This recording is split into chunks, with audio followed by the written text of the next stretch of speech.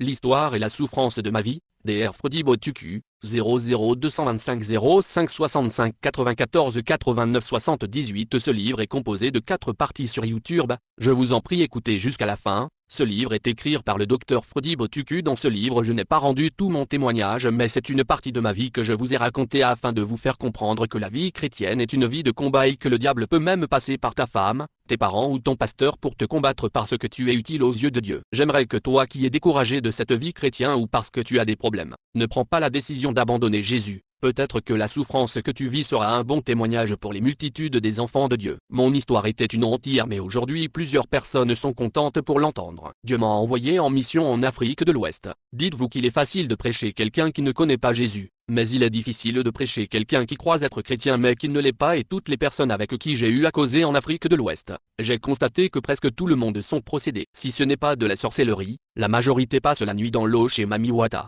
Même des pasteurs te diront qu'hier ils étaient sorciers, et la majorité communique avec des esprits, démons, et la majorité ont des visions spirituelles sataniques qu'ils ont reçues dans les villages. Et lorsque tu demandes à un pasteur ou un chrétien qui avait ces pratiques lorsqu'il était chrétien, qui t'a délivré, il dira personne mais que lui-même il s'est délivré ou il a fait de l'auto-délivrance. Or quelqu'un qui est initié dans la sorcellerie ou celui qui communique avec des esprits, génies ou démons, ou ceux qui ont des visions spirituelles étant païens, ceux-là ne peuvent pas se délivrer eux-mêmes car on leur a initiés et ils ont mangé des choses, donc il faut un véritable serviteur de Dieu pour les délivrer parce qu'ils ont été initiés et ils ont mangé des choses dans le monde des ténèbres et ils doivent confesser. Notez bien que les églises en Afrique de l'Ouest ne font pas la délivrance, surtout en Côte d'Ivoire, et la majorité de ces gens sont devenus des pasteurs en Afrique de l'Ouest et surtout en Côte d'Ivoire. Ils se sont autoproclamés eux-mêmes pasteurs, mais nous ne savons pas qui leur a délivrés, donc méfiez-vous de leurs prophéties qu'ils donnent dans leurs églises car ils sont nés avec ces dons. Avant de commencer mon témoignage, je vais te raconter une chose que j'ai vécue. Un jour pendant mon ministère, j'ai reçu un jeune garçon et je lui ai raconté l'histoire d'une fille qui est née avec un serpent juste pour lui dire de s'accrocher en Jésus-Christ, et pour moi j'ai cru avoir bien parlé et nous nous sommes séparés.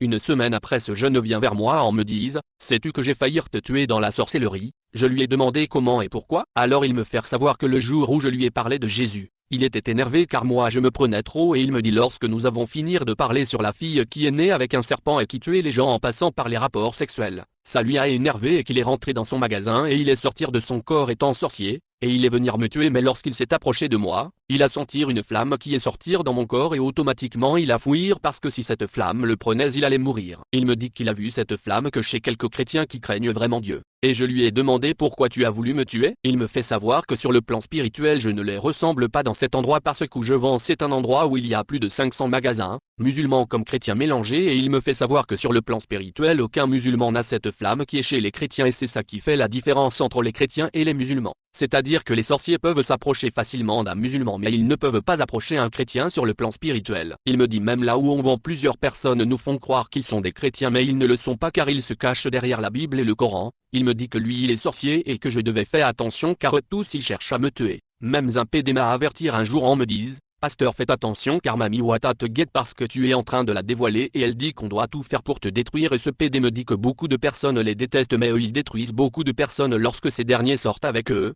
Donc je rends ce témoignage pour te dire que tout ce que j'écris sur YouTube, sur mes livres et ce Torah, je risque ma vie et celle de ma famille. Si Jésus-Christ n'était pas là, ces gens m'auraient déjà éliminé. Tout cela est pour te dire que si tu veux suivre Jésus-Christ et que les ténèbres ne t'agressent pas, c'est que tu n'appartiens pas à Jésus-Christ, car le diable n'attaque pas tout le monde mais il attaque seulement ceux qui ont la lumière de Jésus-Christ en eux. Quand tu as cette lumière, le diable voit Dieu en toi et c'est ce qui l'énerve. J'ai commencé à servir Dieu très jeune et j'ai sacrifié ma jeunesse à Dieu. J'ai connu la femme à l'âge de 34 ans, mais j'ai vécu une vie chrétienne très douloureuse, et souvent quand je rends mon témoignage à l'église je pleure. Depuis mon enfance à l'âge de 6 ans mon rêve était de servir Dieu et je priais toujours en demande à Dieu de le servir dans toute ma vie. NB que quelque temps après je suis devenu serve dans l'église catholique. Pendant que je suis allé faire l'inscription pour aller au petit séminaire et Dieu a mis sur mon chemin un homme. Cet homme de Dieu ne m'a pas prêché mais m'a montré seulement un verset de la Bible, Deutéronome 20, 2, 8, et lorsqu'il m'a montré ce verset, au même moment je me suis attaché à lui. Cet homme est aujourd'hui pasteur Benjamin Kazela, Et cet homme a été un père pour moi, je ne l'oublierai jamais. Il m'a montré comment faire l'évangélisation et je glorifie Dieu de m'avoir connecté avec cette famille. On a été baptisé le même jour avec mon père chez apôtre Mutombo Kalombo car on fut parmi les premiers fidèles du ministère Amen. Nous étions à peu près 5 à 6 personnes que l'apôtre Mutombo Kalombo avait baptisées dans son église au fleuve Congo. À cette époque l'église n'avait pas de nom et on cherchait un nom pour donner à cette église, et Dieu avait mis un homme d'affaires à côté de l'apôtre Mutombo Kalombo, le frère Fiston, pour le soutenir financièrement. Et je me souviens qu'un jour je me baladais dans un marché de Kinshasa tout jeune, j'ai vu des gens qui lisent dans les mains aux voyants qui étaient en train de lire les mains des gens sur la route et moi je passais. Il y a un lorsqu'il m'a vu, il a eu peur en même temps, il me dit viens, on me supplie car il veut m'expliquer quelque chose qu'il a vu en moi et j'ai refusé. Et un mois après je suis allé payer quelque chose dans le grand marché de Kinshasa et je vois encore ce même monsieur en train de lire dans les mains et leur prédit l'avenir. Lorsqu'il m'a vu il a eu peur encore et il m'a poursuivi encore en même disant de venir mais j'ai encore fuir. NB Ma maman m'a raconté une histoire en ce qui me concerne à ma naissance. Elle me dit qu'à ma naissance je ne devais pas vivre, et que je pouvais dormir pendant 2 jours malade sans manger et mon grand-père paternel lui disait qu'il voulait m'amener étant bébé au village et ma maman refusait et elle me dit que mon grand-père est tombé malade et moi j'ai fait 2 jours sans me réveiller, le même jour que mon grand-père est mort. C'est le même jour que je me suis réveillé et cela étonnait tout le monde, selon ma maman, et que depuis ce jour-là je ne dormais plus 2 jours ou 3 jours. NB que mon appel en Christ a été différent de celle de beaucoup de gens de ma génération dans notre église. Le même jour que j'ai accepté Jésus-Christ, cet homme de Dieu qui m'a annoncé Jésus-Christ m'a amené à l'évangélisation porte à porte et dans les hôpitaux et l'affection que cet homme de Dieu m'a donnée je n'ai jamais reçu cela venant d'un autre père spirituel. Il est mon père et il restera toujours mon père. Et après cela je suis allé dans un groupe de prière qu'on appelle les combattants du Christ qui est situé au quartier Kimbangu, et là-bas aussi j'ai croisé un homme de Dieu qui m'a appris la parole de Dieu, pasteur Sezantela. À l'époque c'était des groupes de prière car il n'y avait pas des églises évangéliques à Kinshasa. Je vous assure que j'ai passé toute ma vie à courir derrière les âmes, même si un fidèle habillé à 20 km de notre église je partais le visiter car c'était ma joie de servir Dieu et je n'avais aucune arrière-pensée. Et personne dans cette église peut dire aujourd'hui que je lui ai demandé de l'argent ou qu'il m'a donné de l'argent lorsque je l'ai visité. À cette époque les chrétiens dépensaient leur argent pour sauver les âmes, mais aujourd'hui c'est les pasteurs qui veulent que les fidèles donnent de l'argent pour qu'ils soient sauvés. Quelle confusion. Par la grâce de Dieu je connais les noms et les maisons de toute l'église, j'étais comme une sentinelle dans l'église, cela veut dire que je jouais déjà le rôle d'un pasteur dans cette église mais je n'étais pas établi en. Le titre dans l'église ne nous intéressait pas à cette époque mais c'était de sauver les âmes qui nous intéressait à cette époque. Nous sommes allés à une retraite de prière et je vous assure que cet homme de Dieu nous a appris la parole de Dieu mais en Côte d'Ivoire j'ai appris comment fonctionne le ténèbre. On était à la retraite spirituelle au Congo à Kinshasa, nous avons fait un jeûne de 4 jours à sec, on ne mangeait pas. Et pendant qu'on priait il y a eu une prophétie qui est sortie. Je ne sais pas si mes frères qui étaient là à cette époque se souviennent de cette retraite, qui était à Baroubou. Pendant que Dieu nous parlait soudain il s'adressa à moi sur ce qui me concerne en me disant, tu ne feras rien d'autre dans ta vie si ce n'est que me servir car je t'ai appelé pour me servir. Les frères et les sœurs en Christ me disaient d'arrêter les études et de commencer à servir Dieu en même temps. Et je l'ai dit que cela est une prophétie mais entre la prophétie et l'accomplissement il y a un temps vide dont je dois d'abord chercher à apprendre avant de me lancer mais malgré cela je servais Dieu de tout mon cœur. NB que cela n'a pas été facile entre moi et mon pasteur car il était vraiment dur envers moi.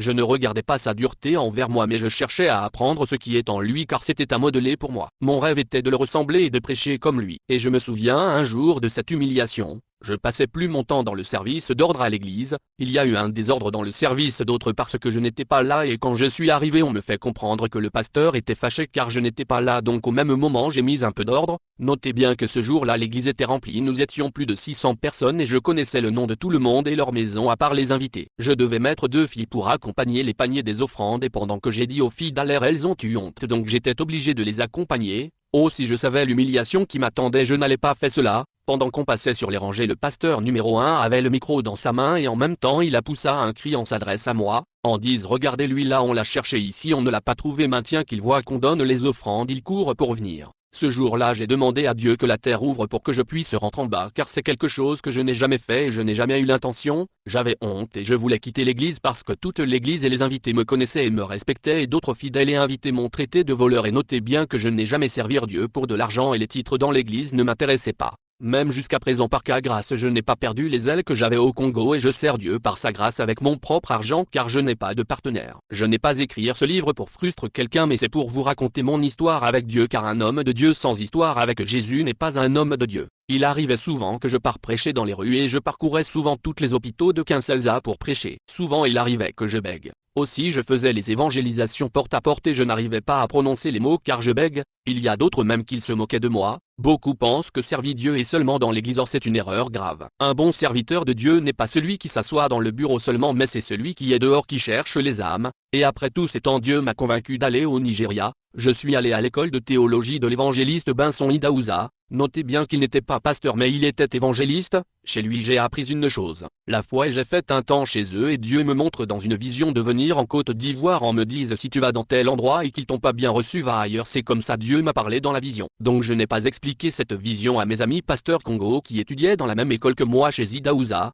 Donc j'ai pris des renseignements et il y a un pasteur congolais qui m'a donné l'adresse de son ami qui est en Côte d'Ivoire qui s'appelle Pasteur Aka, mais il dit ce pasteur n'est pas Abidjan et qu'il est dans un village appelé Tiasalé. Notez bien que la meilleure formation que j'ai eue sur la parole de Dieu, l'ai eue chez le pasteur Sezantela. Je n'ai pas eu ça la théologie car il ne m'a rien appris. Lorsque je dis que j'ai eu la foi chez Idaouza, j'ai appris sur lui-même, sur sa manière de servir Dieu car il n'était pas professeur de théologien. Donc j'ai pris le car pour venir en Côte d'Ivoire et c'est là où l'enfer a commencé dans ma vie. Car je venais dans un pays où je ne connaissais personne, mais j'avais toujours une foi que je trouverais un endroit où dormir. Or je ne connaissais pas le comportement des chrétiens du pays où je suis allé et c'est ici que l'enfer de ma vie a commencé. Je cherchais un endroit pour dormir, donc je suis allé taper à la porte d'une église pour rester là-bas, mais après avoir passé une nuit le pasteur a refusé et je ne savais pas où aller. Or normalement selon l'adresse qu'on m'a donnée, le pasteur chez qui je devais aller était dans un village et non à Abidjan. Et pendant que je me promenais avec mon sac, j'ai vu une église et je suis allé là-bas. Le pasteur m'a accepté, et le pasteur m'a programmé un mardi pour prêcher à l'église et il y avait aussi un Congolais pasteur qui était l'ami à ce pasteur,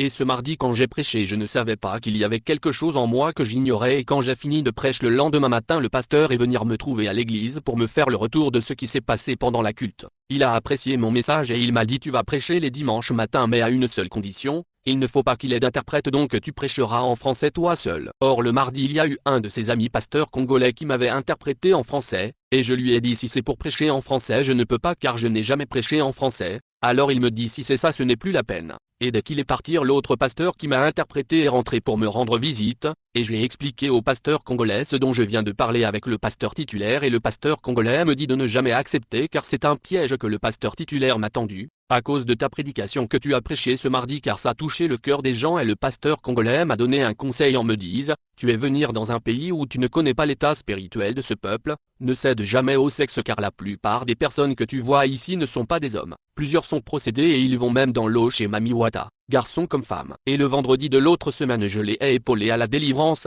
Les personnes que j'ai reçues pour prière pour eux avaient toujours le même problème de Mami Wata et on veut les tuer dans la sorcellerie et les gens croyaient qu'on allait faire une prière où on doit transpirer. Or la première chose que j'ai fait était d'abord de les enseigner sur la parole de Dieu parce que la prière ne guérit pas. La prière ne donne pas la foi. La Bible dit la foi vient de ce qu'on entend, et ce qu'on entend vient de la parole de Dieu. Donc avant qu'une personne ne soit guérie ou délivrée il faut d'abord que la parole de Dieu puisse le guérir sur le plan spirituel. Alors si la parole guérit cette personne sur le plan spirituel et maintenant quand tu pries pour la personne, ce qui s'est passé sur le plan spirituel va se manifester sur le plan physique.